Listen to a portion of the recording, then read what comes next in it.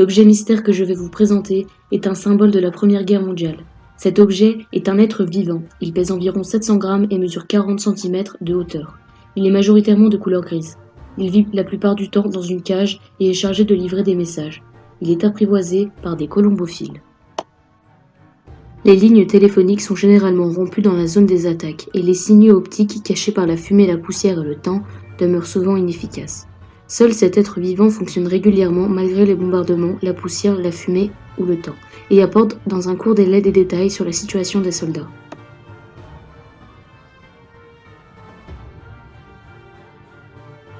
D'après les indices, avez-vous trouvé l'objet mystère ?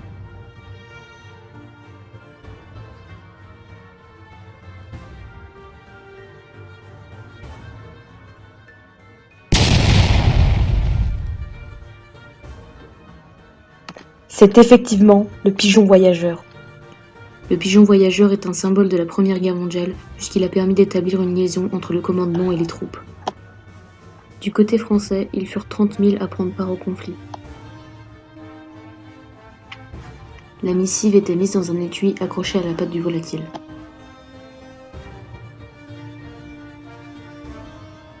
Le colombier est le lieu où le pigeon vit. Il est placé derrière le front pour que les volatiles puissent le rejoindre le plus rapidement possible. Le pigeon est formaté pour toujours retourner à sa position. C'est pour cela que lors des entraînements, le colombophile lâchait les pigeons et changeait d'emplacement le colombier. Lorsque les volatiles revenaient à leur place initiale, une autre personne était présente pour les déstabiliser, et donc cela forçait les pigeons à supprimer cette habitude et de retourner à leur colombier. Le but était qu'ils s'attachent à ce dernier pour toujours le retrouver.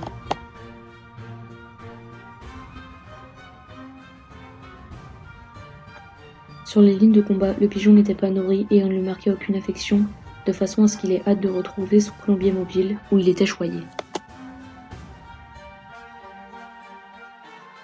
L'utilisation de la colombophilie par la France lors de la Première Guerre mondiale fut reprise par les Anglais puis par les Américains.